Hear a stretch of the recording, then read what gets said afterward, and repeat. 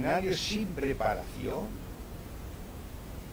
Y ellos pretendían ser los revolucionarios inteligentes, pero ellos cayeron en la sugestión pretendidamente revolucionaria del presidente de la Generalitat de Cataluña, Companys, y nosotros no. Pero salió en aquel tiempo de los sucesos de octubre, salió con compañeros de Badalona, con rifles, para hacer la revolución a la manera de que le pedía Companys, y fueron derrotados sin llegar a entrar en lucha.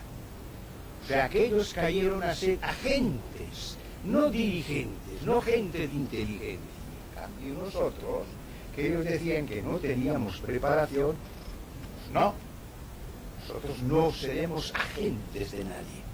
¿Comprende? La diferencia que hay. Entonces, Peiró se dio cuenta y dije, mira, que ya no podéis sostener vuestras posiciones de antes.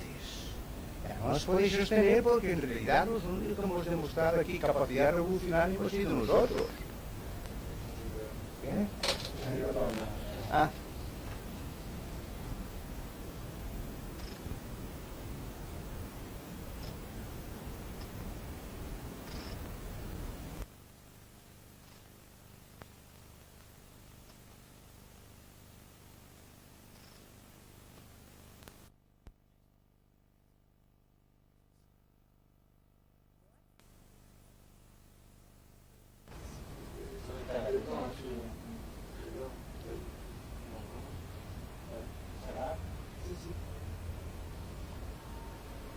Bueno, entonces llegamos al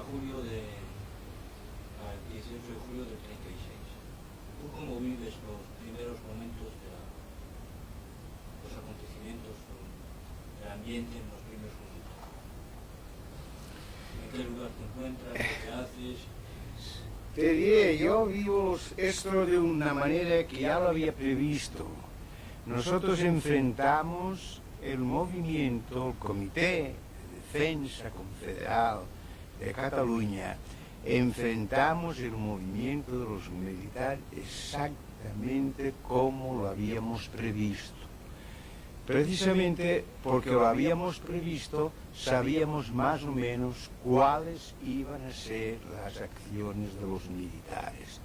Los militares estaban acostumbrados a dar un golpe de Estado de una manera muy sencilla. Salía del cuartel un batallón, ponían un bando declarando el estado de guerra, regresaban al cuartel y a partir de entonces los militares lo único que hacían era conseguir ascensos, de teniente a capitán y capitán a mayor y así sucesivamente. Nosotros conocíamos todos los defectos de ellos no nos conocían a nosotros. Al contrario, ellos tenían un concepto muy viciado de lo que eran los golpes de Estado o proclamaciones de estado de guerra.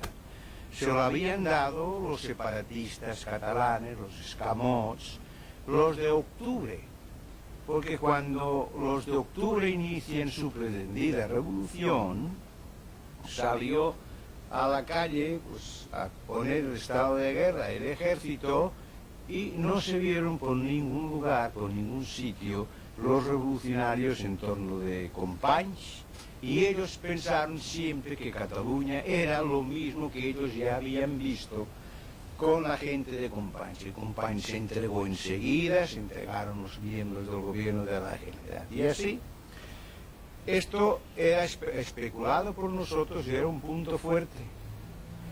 Pero la situación presentaba situaciones raras, que solamente contando con gente organizada, cuadros de defensa, se podían afrontar. Y es que con el tiempo el gobierno español había hecho en Barcelona una serie de instalaciones militares, cuarteles nuevos que se abrían como un abanico, un gran cuartel aquí, otro, dominando así las barriadas exteriores obreras y el centro de la ciudad. Para nosotros el problema era dejarlo salir o no dejarlo salir. Otra cuestión. Huelga general o no huelga general. Opinión mía. no tenía que ver huelga general. La huelga general alarma mucho y nunca ha sido eficaz.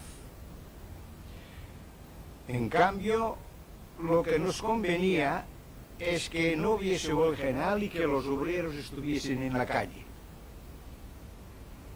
Eso es lo que queríamos nosotros. Segundo, que el ejército tampoco se alarmase, porque con una huelga general el ejército sale alarmado. Nosotros dejamos que la situación fuese normal. Lo único que habíamos preparado era que todas las fábricas textiles y los barcos del puerto, a la hora que saliesen las tropas a la calle, tocasen las sirenas, como arma psicológica, como consigna también general de que había llegado el momento de operar según nuestros planes, y era dejar que los ejércitos salieran de los cuarteles a la calle, no molestarlos a la salida, para que no se hiciesen fuertes dentro de las instalaciones del cuartel, alejarlos del cuartel, a ser posible sin alarmas, para que saliesen solamente con el módulo de tiro de paseo, que son 50 tiros, no con el módulo de tiro de campaña, que son 200 como mínimo. Una serie de especulaciones que nos dieron muy buen resultado. Así fueron atacados por la espalda hasta debilitarlos de tal manera que ya se quedaban sin cartuchos y tenían que irse entregando. Todo se realizó de una manera prevista. Lo único que tuvimos que reconsiderar fue que el que vino de Mallorca, General Odet, a llenar las funciones de jefe, este se entregó enseguida. Pidió parlamentar con Companys, el presidente de la Generalitat, ese se vino, parlamentaron, negociaron entre ellos dos el rendimiento, que no había tal, ¿verdad?, del ejército. Él se rendía. Pero nosotros entendimos que aquella negociación de paz entre el jefe militar y Companys no era válida, que a quien tenía que entregarse a los militares era a nosotros, al Comité de Defensa Confederal, que desde aquel momento aparecíamos como los dueños de la situación. Entonces decidimos continuar la lucha hasta que terminamos de todo con los ejércitos sublevados. Este es el enfoque del Pantera. Todo planeado, todo dirigido desde el Comité Central de Milicias, con la aclaración: el Comité Central de Milicias ocupaba puestos de vanguardia en la lucha y tenía un sitio de concentración para cambio de impresiones en la Plaza del Teatro, donde nos reunimos precisamente debajo de un camión, ahí donde nos reunimos para acordar que continuábamos adelante. Otro mito que cae, porque hay el gran mito de la espontaneidad, de la respuesta espontánea del pueblo. Según lo que dices, la cosa está bien preparada. El pueblo secundó lo que hacíamos. Precisamente una de las armas psicológicas que yo decía que había. Dos. Una, las sirenas. Otra, que con arreglo a las lecciones que yo daba sobre gimnasia revolucionaria, el jefe debe ir delante a correr todos los riesgos, porque la clase obrera ya había sido muchas veces engañada con revoluciones a lo tipo Le Rouge, que decía: compañeros, levantémonos e id vosotros. Y la clase obrera de España, de Cataluña sobre todo, estaba muy aleccionada. Uno de los defectos que le encontré al movimiento llevado de huelga revolucionaria en Zaragoza fue que el comité constituido se constituyó a la antigüita, que decía yo. Constituyeron el comité revolucionario, se escondieron en un sótano y lanzaron la consigna de que fueran a la revolución los demás, y los demás dijeron que por aquí, que así no iban a la revolución. En cambio, viéndonos a nosotros partir desde el Pueblo Nuevo, que es una barriada extrema, al centro de la ciudad hasta el comité regional, del comité regional por la calle de Fernando hasta la Rambla, el pueblo sabía que los dirigentes de la gente iban delante esta vez, que esta vez sí era verdad lo de la revolución. Bueno, entonces el 20 de julio, creo que es el 20 de julio, lista. Terminando, cuando terminó la lucha, nos fuimos al comité regional, siendo agentes de organización, y fue entonces cuando Companys le pidió al comité regional que enviase una delegación para... ¿Estuviste en la delegación? Sí, estuve en nada. Estuvimos en la delegación, oímos las propuestas de Companys, la organización las aceptó en principio porque tenía que convocar un pleno regional para decidir en definitiva qué harían, y eso fue todo. ¿Tú cómo veías la cosa entonces? Y yo quería que entonces, como siempre, quería que había que hacer la revolución total. Yo no quería... lo que pretendía Companys era convertirnos a nosotros, los sindicalistas revolucionarios, en una especie de guardias de seguridad. Él pretendía convertir el comité de milicias que surgió en una comisaría de policía. Y yo lo que quería era convertir todo aquello en una revolución. Siempre, de ahora y de siempre. Es el pensamiento de los revolucionarios catalanes. Todos habíamos luchado por la revolución. En un pleno de federaciones locales y comarcales del Movimiento de Liberación de Cataluña, que se celebró, creo, a finales de agosto de 1936, según datos de Lorenzo, pronunciaste esta frase célebre: o bien colaboramos o imponemos la dictadura, escoger. Bueno, veo que aquí salta es un periodo el más álgido y el más importante. Se salta de una manera deliberada. Lo mismo lo salta Peirats en su historia de la CNT, que lo salta ese amigo que acabas de citar, como se procura saltarlo. Antes hubo un pleno decisivo, el del 23, donde la Federación de Locales y Comarcales, donde el pleno de locales y comarcales, CNT, FA y Juventudes, al estudiar los problemas que planteaba el hecho de la sublevación militar y nuestro triunfo en Barcelona, responden a una propuesta mía, que es también la propuesta de la comarcal del Bajo Llobregat, de ir a por el todo, por el comunismo libertario y al todo, con un no, ir a por el comunismo libertario. Conviene asentar muy bien esto. Todo lo que después viene, tened en cuenta que fui vencido por la totalidad menos uno. Fuimos vencidos, menos un voto. A partir de entonces, la CNT, que había arribado al pináculo, se produce lo que yo siempre he dicho, fenómenos físicos en las grandes colectividades. Todo lo que es vivo está sujeto a fenómenos físicos, todo. Lo mismo si son piedras que son aguas, que si son seres humanos. La CNT había sido un movimiento siempre ascendente, siempre había superado todas sus etapas, a veces muy trágicas, pero siempre de una manera ascendente. Y cuando lleva al pináculo de la lucha revolucionaria, ocurre como si a la Tierra, en su movimiento de rotación, le aplicases un freno de una milésima de segundo, y el efecto sería que las aguas saltarían sobre la Tierra, los cerros se desgajarían y todo quedaría arruinado. La CNT aplicó el freno ahí. Todo saltó. Y hoy, si hay poca cosa de la CNT, es que todo quedó destruido por el acuerdo, eso, de no seguir adelante, de no seguir el movimiento que había tenido nuestra organización. Adelante siempre. O sea, que en el momento de tener que marchar, aplicar el freno, de no es el momento del comunismo libertario. En general, la propuesta esa es de Santillán, argumentando que frente a Barcelona y en el mar a la escuadra inglesa amenazando. Respondiéndole yo, puesto que Durruti, Alcodori y 400 compañeros más murieron ayer en esta lucha, los demás ya no tenemos derecho a vivir, sino seguir adelante.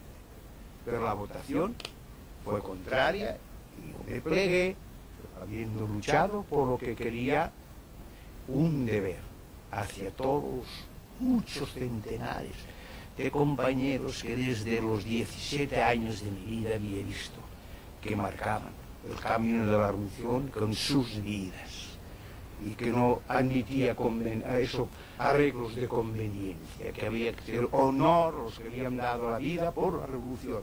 A partir de entonces, la CNT es una caída. Lo que me digas de otros plenos no es nada más que una adaptación de esa caída.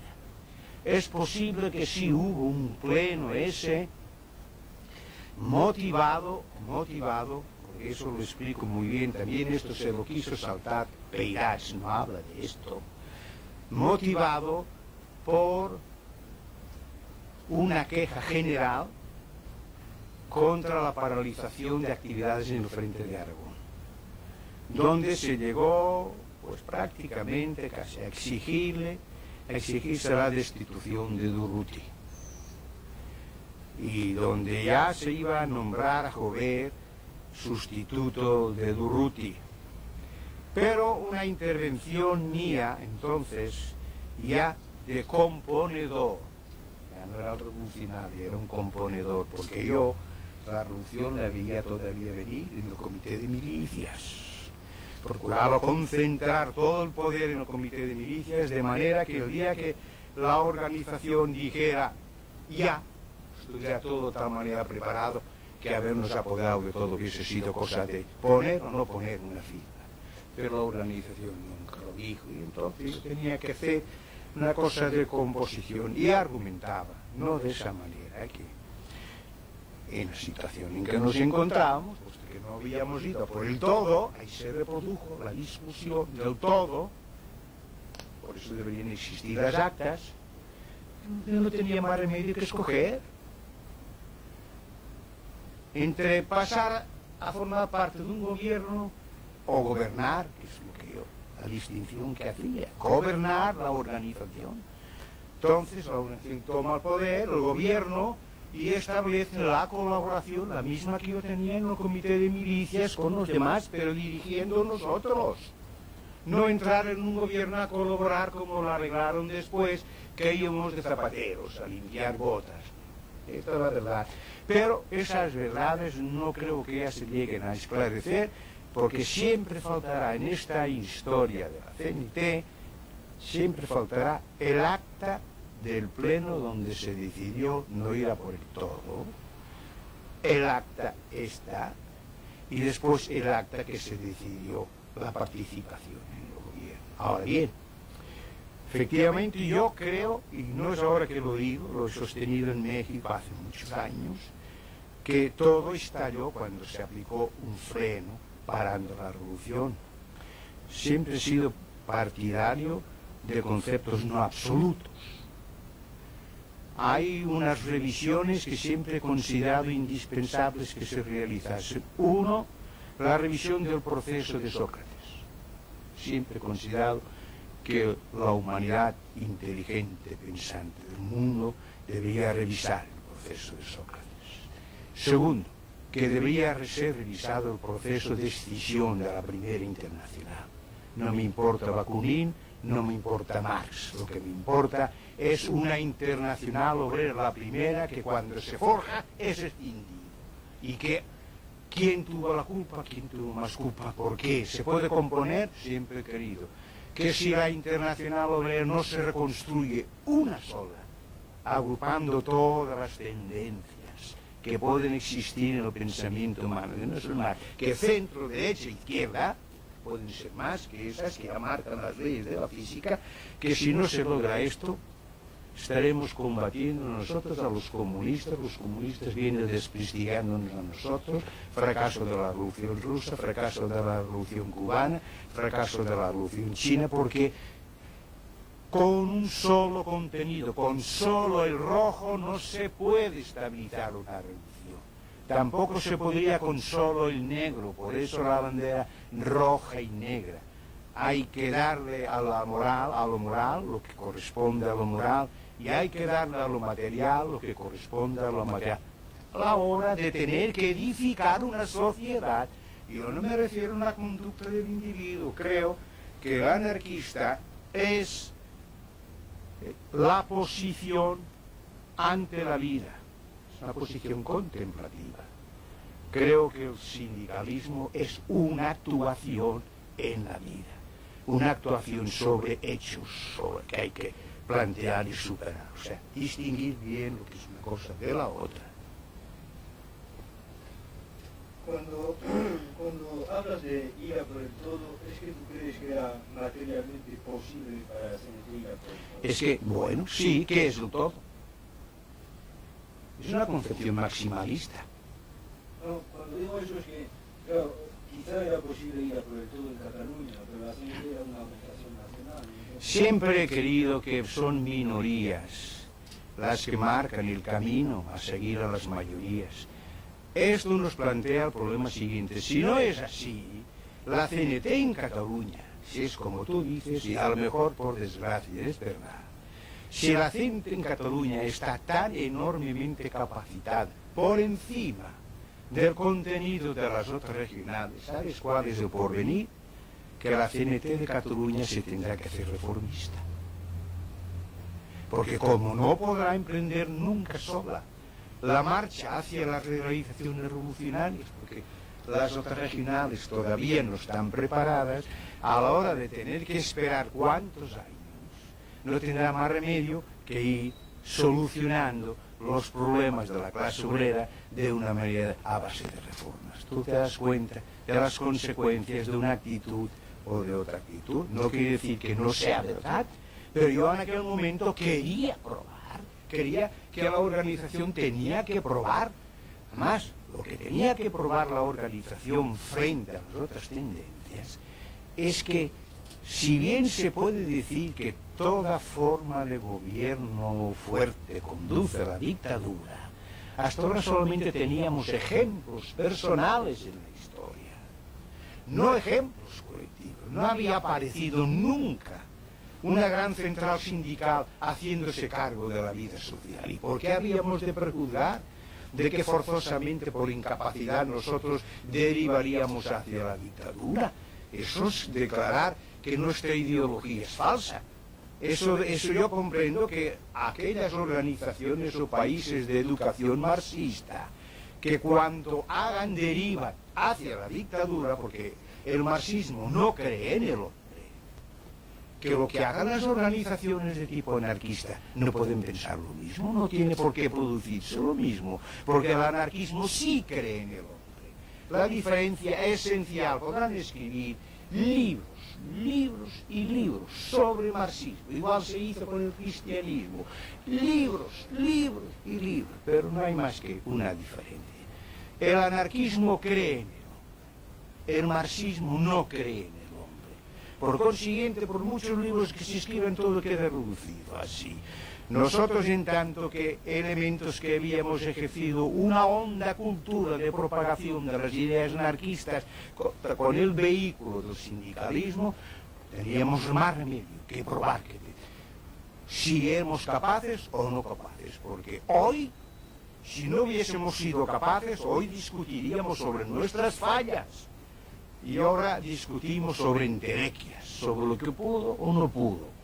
La diferencia que hay de analizar lo que se ha hecho, por qué hemos fracasado, en qué hemos de revisarnos, en qué hemos de modificar. Y es que ahora no sabemos en qué hemos de modificar. Claro, creo que es una ruina, pero no soy partidario de conceptos absolutos.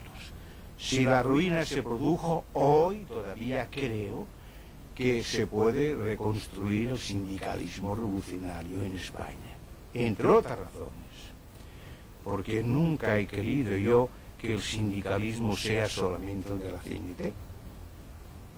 Sindicalismo es toda acción obrera tendiente a su liberación. Por consiguiente, hay muchas organizaciones sindicales todavía en el mundo. Es inquietante la actitud de los sindicatos ingleses. Estos están ejerciendo la acción directa, no nos hemos dado cuenta. No sé si ellos se han dado cuenta de que también están ejerciendo la acción directa, pero frente a los que propugnan el restablecimiento del antiguo poderío británico, que era el poderío de unos cuantos multimillonarios, a la situación actual, ¿qué dicen los sindicatos? Pues lo mismo que dicen dos pobres de abajo. Si de probes no hemos de salir, ¿para qué nos hemos de sacrificar para el mayor engrandecimiento de unos cuantos multicapitalistas del mundo? Esto es una acción directa.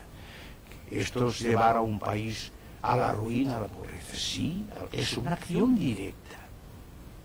Esto seguramente se producirá todavía en muchos sitios, porque si no aparecen soluciones a los problemas económico-político-jurídicos que tiene hoy el mundo planteado, las gentes adoptarán una actitud. Ya los soviéticos tuvieron que hacerlo en la guerra. Primero, como que la producción no subía y era de mala calidad, tuvieron que crear las brigadas de choque para ver si así se trabajaba más. Después, crear la mística del trabajo con el estajanovismo, ver si con mística estajanovista se producía más y mejor. No, eso no son caminos. La clase obrera rusa había hecho la revolución y se dio cuenta que la pirámide que regula la existencia política, jurídica, económica de la sociedad capitalista ha sido restablecida esa pirámide, lo mismo en la sociedad llamada comunista, donde arriba hay un sector de aprovechados, después le sigue un sector más amplio, no tan aprovechados, pero después y abajo hay los que trabajan. Claro, se dan cuenta y hacen fracasar cualquier sistema. Dicen que no, y es una acción directa decir que no. No solamente el sabotaje, la huelga, ¿no?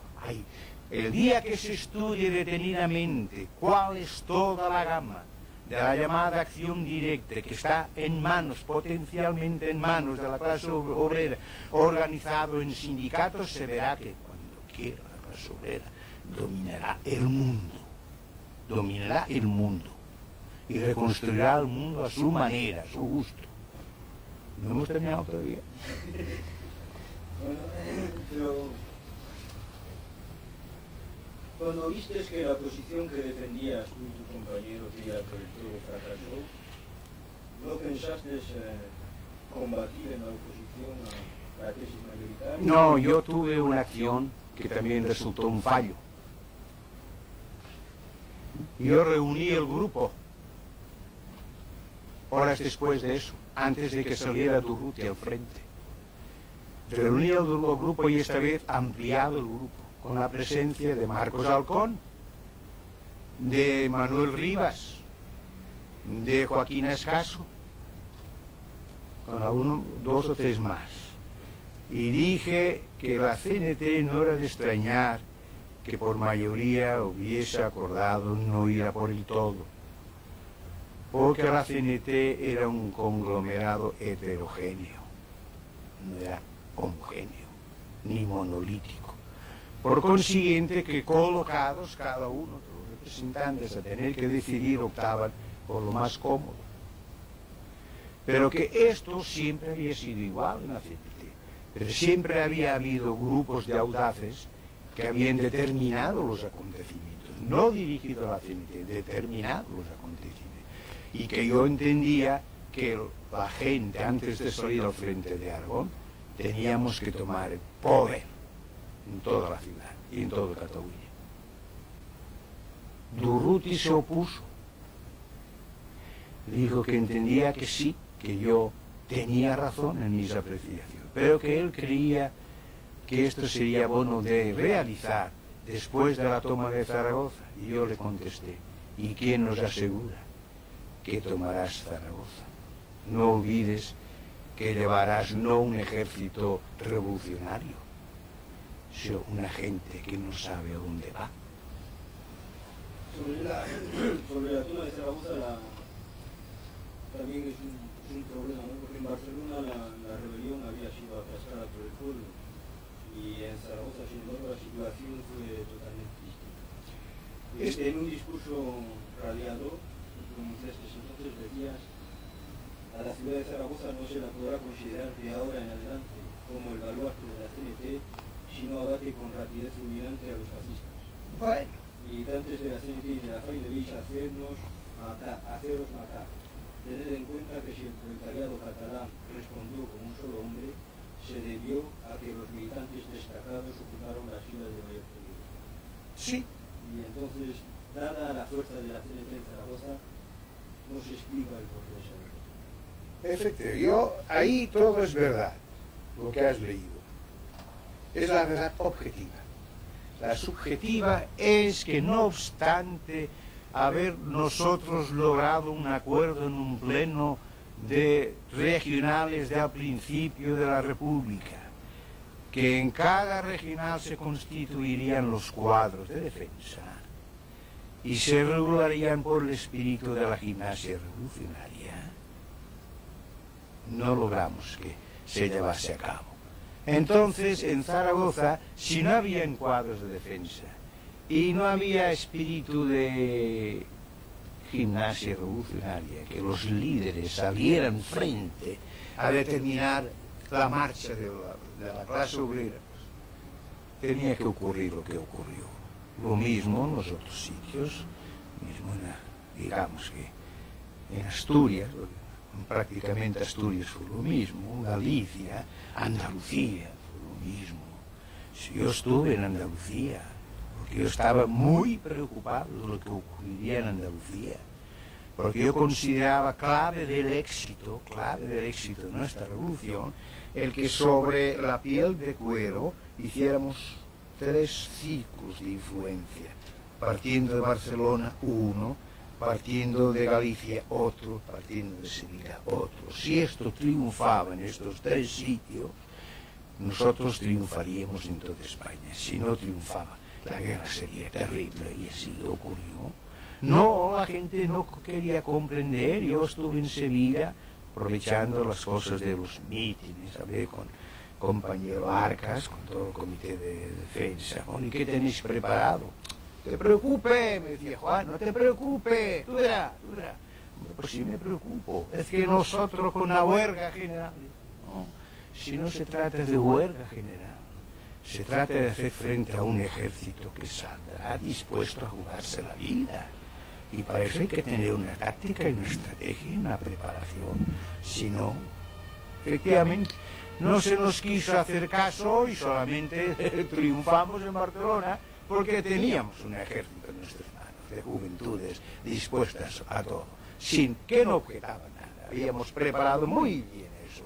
Les decíamos, mañana con todo, cualquier día les decíamos, mañana con todo, tal sitio. Nada más. Y ahí aparecía el cuadro de defensa, con todo, quería decir, con todo lo que tenían, bombas de mano, pistolas y todo eso. Esa gimnasia la habíamos hecho muchas veces, y la habíamos hecho también en lo de enero, otros asuntos, ¿verdad? Y sí, pero como en los demás sitios, ¿no? Había. Ahora, nuestro fracaso también fue que, pues, no teníamos cuadros de defensa en las zonas agrícolas.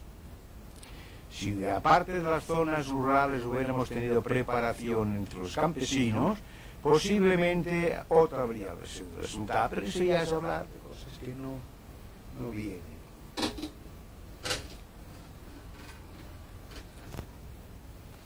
¿Qué nos puedes decir sobre la organización de las columnas desde Barcelona? ¿Cómo se organizaron las columnas? Bueno, las columnas fueron obras de improvisación.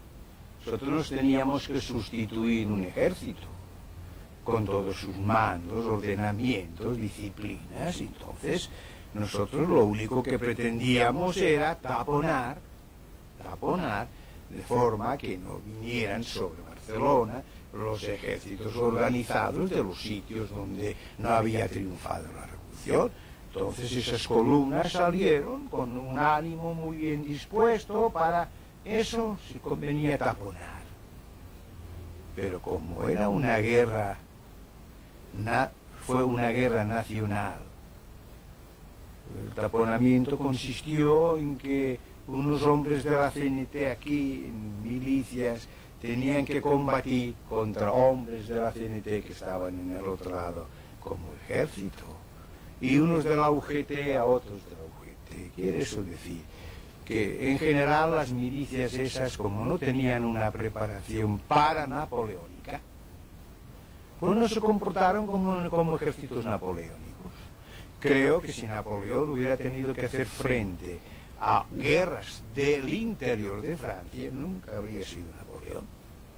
La grandeza de Napoleón es que con un ejército de una nación, que fue Francia, que surgió entonces de la revolución, tuvo que combatir con muchos principitos que habían en la geografía de Europa. Y claro, como eran principitos débiles, los iba venciendo a todos.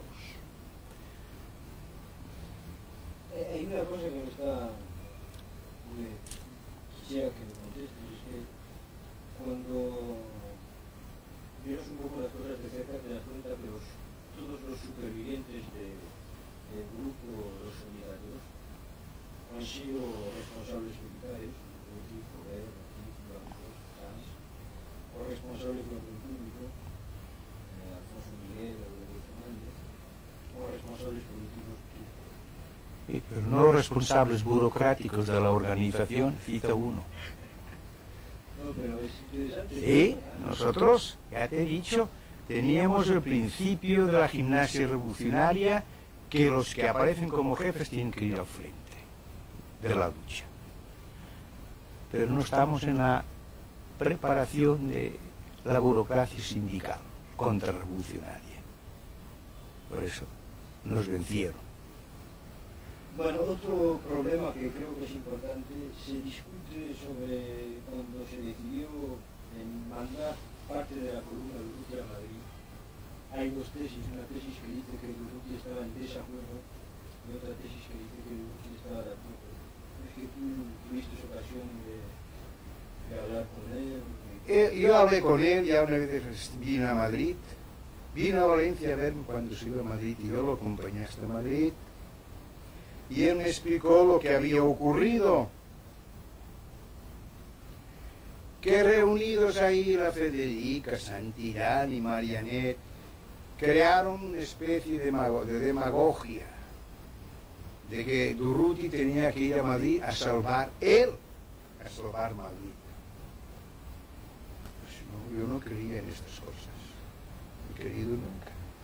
Pero ellos lo forzaron a ir a Madrid, hubo incidentes de más y de menos, y yo logré que cambiase de actitud, de que aceptase que el ministro de la guerra le confiase el mando de un cuerpo de ejército. Él aceptó, regresó a Barcelona para llevarse de su columna unos cuantos compañeros de confianza para enquistarlos en el cuerpo de ejército. Ahí otra vez la Federica, Santillán y Marianet dijeron que no, que Madrid si no iba a Durruti se perdería, la demagogia, ¿verdad? Lo embarcaron otra vez para Madrid y al fin, cuando ya vienen a verme, ya a las altas horas de la noche estoy en el hotel y bajo yo porque me dice uno de los míos que abajo está Durruti y la Federica que quieren hablar conmigo, están los dos sentados dentro de un automóvil y me explican lo que pasa. Y le dije a Federica, pero vosotros qué queréis, que maten a Durruti, porque querían meterlo y lo lograron en un frente de Madrid donde ya habían más de 200.000 hombres luchando sin darle nada. Entonces tenía que mezclarse con los que estaban en las trincheras y tenía que morir, era matarlo. Otra cosa era, como yo le había propuesto, de jefe de un cuerpo de ejército con 3 divisiones, que hay que regular 3 divisiones, el mando está aquí, las 3 divisiones aquí las diriges. Pero si no tienes 3 divisiones, ni tienes una división, y vas con 200 o 300 compañeros, te tienes que meter donde puedas, porque además en Madrid había un Estado Mayor que dirigía las operaciones y no admitía que cualquiera se metiese ahí a hacer lo que aquí me ponga y después me quito. No. Esto fue lo que pasó. ¿Cuál es tu verdad sobre la muerte? No, la verdad sobre la muerte de Durruti, como yo no estaba allá, la reduzco en mis memorias a ser considerada una de las 100 muertes que tuvo el héroe. Tengo derecho a opinar una cosa, a opinar otra, también lo expongo a lo largo de mis memorias cuando llega el momento del relato, pero todo se queda reducido a que, como yo no estaba allí, no sé cómo ocurrió, y que ocurriese como ocurriese, la muerte suya, como la de otros muchos, que no se ha sabido nunca cómo fue en exactitud, es la muerte del héroe, que 100 muertes tuvo el héroe. Bueno, entonces una pregunta un poco polémica. Cito otra vez Lorenzo, me dejas citar y luego... ¡Hey! Largo Caballero había ofrecido a la Confederación los ministerios de Industria, Comercio y Sanidad, de Justicia. Solo restaba a Horacio Prieto darle sus correspondientes titulares. Cuando se debatió la elección de estos en una reunión plenaria del Comité Nacional de la CNT, propuso los nombres de García Oliver, Federica Montseny, Juan Piró y Juan López. Lorenzo sigue el relato y la proposición de Horacio Prieto acerca de los interesados dice: Juan García Oliver se indignó vehementemente. Le recordó que él asumía ya el cargo de secretario general de Defensa del Consejo de la Generalidad, cargo muy importante que le era imposible abandonar, y proclamó que él, como hombre de la falla y militante revolucionario, no se sentaría jamás en el gobierno. No obstante, después de una larga discusión, terminó sometiéndose a un crédito. ¿No nos puedes decir de esta elección? Pues en esta ocasión, como en otras, el hijo de Horacio o fue engañado por el papá o desconocía Kafka, ¿verdad? O sea, que escribió una historia de cosas que el papá le explicaba. Que no iba contra el papá, no era Kafka. A veces se han escrito muchas mentiras, mezcladas con algunas verdades, sobre lo que fue nuestra lucha. Ciertamente que si yo al fin me he avenido a que se publiquen eso que yo llamo mis memorias, que en realidad viene siendo las memorias de todos, a través de unas etapas de mi vida, es para que ya se escriba de verdad la historia. Se ha escrito de verdad la historia. Eso todo es falso. Yo no asistí a esa reunión. Yo no asistí a ninguna reunión que se trató de tomar parte en el gobierno. A mí lo que vino fue Horacio, como secretario del Comité Nacional, a hablar conmigo en la Secretaría de puesto de secretario de la Secretaría General de Defensa de Cataluña, a decirme que esperaba que yo aceptase ser ministro. Y le dije que no. No le dije nada de jamás, le argumenté muchas otras cosas. Lo jamás es un absoluto solamente concebible en la mente de Horacio. Yo no, le argumenté mucho. Soy un hombre que ha dado una conferencia de 30 horas en Zaragoza, en la lonja de Zaragoza. Quiere decir que he sido un hombre de muchos argumentos, y le argumenté muchísimo, hasta el extremo de que fue desde las 10 de la mañana que apareció él a hablar conmigo, hasta las 2 de la tarde que se fue, que él insistía, y le argumentaba que no, y se fue con mi última palabra también, que era que no. Entonces, él fue al Comité Regional, planteó el problema al Comité Regional. El Comité Regional convocó su pleno, ese pleno de locales y comarcales que tenía ahí siempre a mano, porque ya estaban permanentes los delegados de los locales y comarcales. Horacio Prieto en ese pleno, a mí ni me avisaron de que se iba a celebrar ese pleno. Iban a tratar de mí sin avisarme siquiera. Y por lo que después me informaron,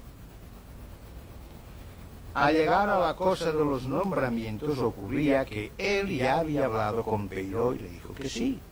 Y había hablado con López de Valencia y le dijo que sí. Y que la Federica le oponía reservas no ideológicas, sino de conveniencia. Porque sabiendo que yo le había dicho que no, ella no quería decir que sí.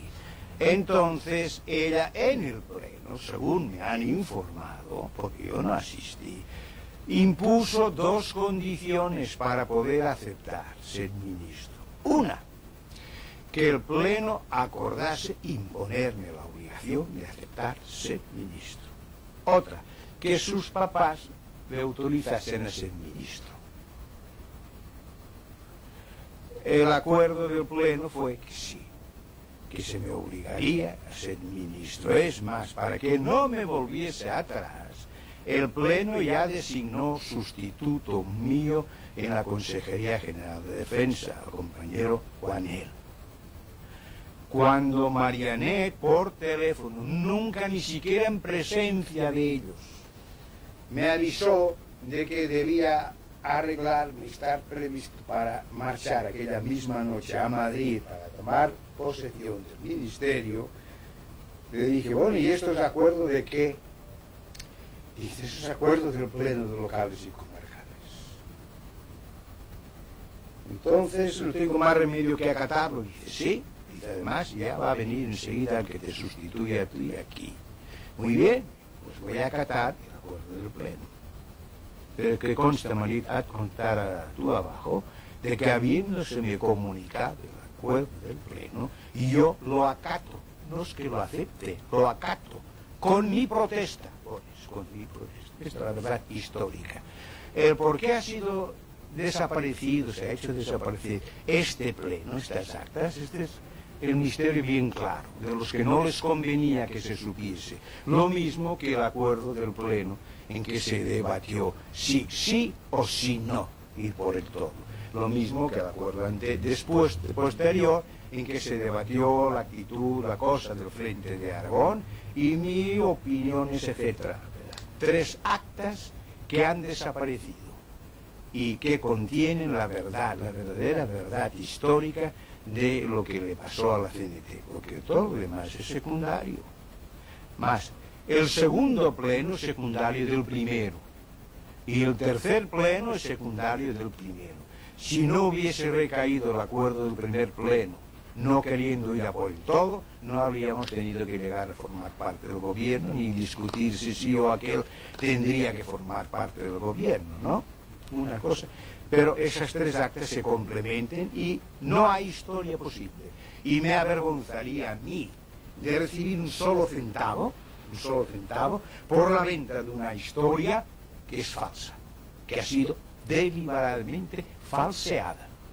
Lo siento por el querido compañero Peirats, pero esa historia él debió haber visto, porque él era militante activo de la organización de Barcelona, debió haber visto que quien le encargaba que la escribieran le habían sustraído las 3 piezas más importantes y que deben de recobrarse o deben reconstruirse, convocando, no importa qué compañeros hubiesen asistido a esos plenos para que digan la verdad sobre lo ocurrido. A tu modo de ver el planteamiento de colaboración en el gobierno, ¿es que la CNT lo hizo inteligentemente, es decir, con un dossier, con una preparación, o es que no se comprende muy bien, por ejemplo, vosotros, los ministros nombrados, cuando fuisteis al gobierno? ¿Es que teníais misiones concretas? Nosotros no teníamos ninguna misión. El Comité Nacional no tenía hecho ningún estudio. Esto lo explico detenidamente en las memorias, porque sí también vale la pena ser conocido. No por vanagloria de lo que dije, no, sino para que siempre se procure que los comités hagan lo que deberían hacer. Ahora bien, creo que después del acuerdo de no ir a por el todo, todo es el resultado de lo mismo. Estábamos cuesta abajo. Cuando la CNT admite ya formar parte del gobierno, no lo confiesa, no lo dice, pero está en la pendiente hacia abajo. Esto sí lo digo yo en mis memorias, en la pendiente.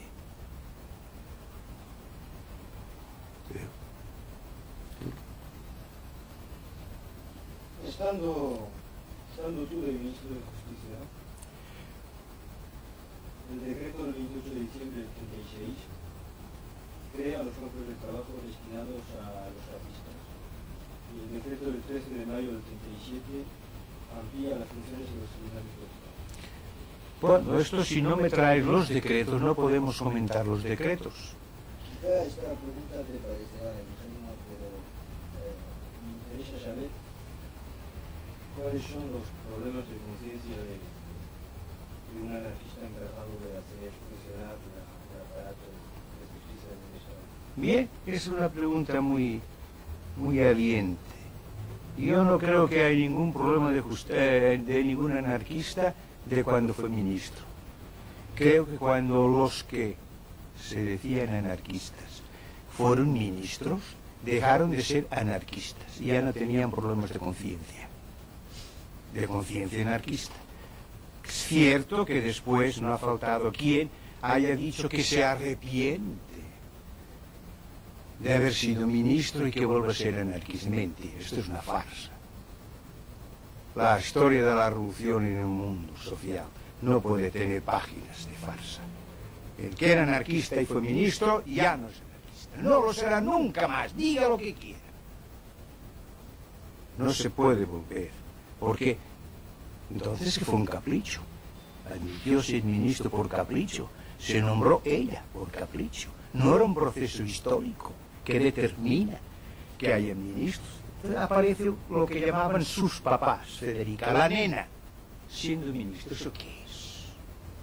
Nosotros fuimos el resultado de un proceso histórico que culmina cuando se decide que no hay que ir adelante en la revolución y que todo lo demás viene determinado y que los que dijeron sí, yo aceptaré ser ministro, nadie les forzó con la pistola en el pecho. Todo fue voluntario. Y cuando se impusieron dos condiciones para aceptarlo, todavía es más denigrante, porque Perón no puso ninguna condición, López no puso ninguna condición, yo tampoco, no puse, yo acaté un acuerdo, ¿verdad? Eso es ser orgánico. Decir que pone condiciones, ¿esto qué se creyeron que era la organización? Tenían la mentalidad de que era una cosa de familia, la familia Liberales, siempre tras sus órganos de poder, la revista blanca, el fructidor y esa serie de cosas que con el pretexto de ser órganos publicitarios de una ideología no eran más que órganos de poder. ¿Esto qué pasa? Esto es vergonzoso tener que hablar hoy. El anarquista que fue ministro dejó de ser anarquista y nunca más volverá a ser. Yo he sido siempre un anarcosindicalista, nunca me iba a gloriar de ser anarquista 100%. Alternaba el grupo de Bandera Negra con el sindicato de la alimentación, completamente diferente. Ella nunca luchó como sindicalista porque tampoco nunca fue obrera. Fue de la clase media, como clase media tiene una manera especial de regirse en la vida, que no es la manera especial que tenemos los obreros de Barcelona. Fuiste miembro del Consejo Superior de Guerra. Por medio de esta estructura militar lograste organizar, has colaborado a la organización de escuelas populares y oficiales a escala nacional. ¿Te interesaría que... Bueno, la escuela, el papel del Consejo? El Consejo Superior de Guerra fue una propuesta nuestra de los miembros de la CNT. Queríamos ver, porque la dirección de la guerra llevaba solamente Largo Caballero en lo que se refería a tierra. Y en aviación y mar la llevaba Indalecio Prieto. Y nosotros nos habían dejado la incompetencia de nuestro secretario del Comité Nacional a 3 direcciones generales de cosas sin importancia que tenían López, que tenían Peiró, que tenían Federico. Y me dejaron las cadenas y las rejas de las cárceles. Y los otros se quedaban con la dirección militar, política, total. Entonces yo decía que eso no podía ser, que teníamos que buscar la manera de ver cómo cómo deshacíamos ese aparato de poder que tenían los otros. Ocurrió la propuesta de crear un Consejo Superior de Guerra para ver si en la práctica lograríamos que se convirtiese algo así en una especie de comité de milicias. No lo logramos. Los socialistas, logramos buenos resultados en ciertas cosas, pero no en el propósito fundamental, porque los socialistas viejos como Largo Caballero y demás tenían escamas, son gente muy ducha. Sabían que los órganos de poder los tenían que retener ellos, no darlos a nosotros. Entonces, lo que logramos no fue todo lo que pretendíamos. Sí, logramos alguna cosa. Algo muy importante que se ignora, que ante el vacío que había de autoridad militar en Madrid, por una actitud de rebeldía del general Miaja, presidente de la Junta de Defensa, al plantear Largo Caballero este problema en el Consejo Superior de Guerra y que planteamos la conveniencia de ver a quién nombramos para sustituir al general Miaja, ante el silencio de los demás que no hacían oferta, yo propuse a Durruti, porque Durruti ya estaba entonces en Madrid. Y se aprobó de que Durruti, esto es nuevo, reciente, se aprobó que Durruti pasaría a sustituir al general Miaja. Yo siempre preocupado de que no anduviera por las trincheras. Claro, solamente pidió Largo Caballero, que era el ministro de la guerra, jefe del gobierno, que no dijésemos nada y a ver si él en 6 o 7 días haría un viaje a Madrid, prepararía sus gentes en Madrid para que en el cuerpo ese que se había creado de Consejo de Defensa, ¿verdad?, no hubiese mucha objeción al producirse la sustitución de general Miaja por Durruti. Las cosas iban muy rápidas, murió Durruti ya y llegó a tomar posesión de la dirección del Consejo de Defensa de Madrid. El problema de la militarización, ¿cómo lo veías entonces y cómo lo ves ahora? ¿Tú crees que era una necesidad desde un punto de vista de eficacia? Sí, pero siempre todo a mi manera, con oficiales revolucionarios. Por eso creé las escuelas de guerra, para dotar a ese ejército revolucionario de oficiales salidos no de las academias burguesas, sino salidos de núcleos revolucionarios. ¿Y esas escuelas cómo funcionaban? Una cosa muy democrática. Las escuelas, en primer lugar, el alumno que entraba tenía un sueldo, el mismo sueldo que tenía el miliciano, que tenía el obrero. Después, todos los comités nacionales, eso en el plano nacional, porque en Cataluña la primera que organicé en el comité de milicias era regional, todos los comités nacionales propondrían bajo su responsabilidad y con una credencial a los que entendían que tenían que pasar como alumnos a las escuelas. Entonces ya se hacía la convocatoria, todo el que se presentaba tenía que aportar la credencial y después un examen previo de aptitudes. Según sus aptitudes pasaban a infantería, según sus aptitudes pasaban a artillería, que se necesita tablas de cálculo, y según sus aptitudes también a ametralladorista y así. Entonces se distribuían por las academias, se producían estudios intensivos durante 3 meses, casi que se puede decir que de día y de noche, y a los 3 meses los que fuesen aprobados como oficiales en campaña, tenientes en campaña, eran aprobados e incorporados al ejército y los otros afuera. Esto. ¿Es que había un control ideológico por parte de los libertarios sobre esas escuelas? Bueno, las escuelas las organicé yo. Barcelona fue idea mía. Después, en el Consejo Superior de Guerra se me pidió, como ya se conocía que la Escuela de Barcelona marchaba magníficamente, se me pidió que en tanto de que ministro ponente del Consejo Superior de Guerra me hiciera cargo de crear escuelas en el resto de España. Y se creó la de ingenieros de Godella, se creó la de transmisiones de Villarreal, se creó la general de infantería y demás cosas en Paterna, y se creó la de artillería en un pueblo de ahí, de la provincia de Murcia, y marcharon magníficamente. Solamente que después, cuando dejamos del gobierno, los comunistas lo primero que hicieron fue destruirlas, anularlas. Porque claro, no era lo que ellos querían unos órganos que permitieran que todos los que saliesen de allí fuesen comunistas, pero no que fuesen de otras organizaciones y partidos. ¿Y por qué las anularon y no intentaron de compararlas? Ellos querían anularlas, ellos crearon después lo que ellos llamaban escuelas de capacitación de frente, pero como ellos tenían los mandos ya, pues los que salían de esas escuelas de capacitación de frente eran los que ellos presentaban, los demás no salían, no.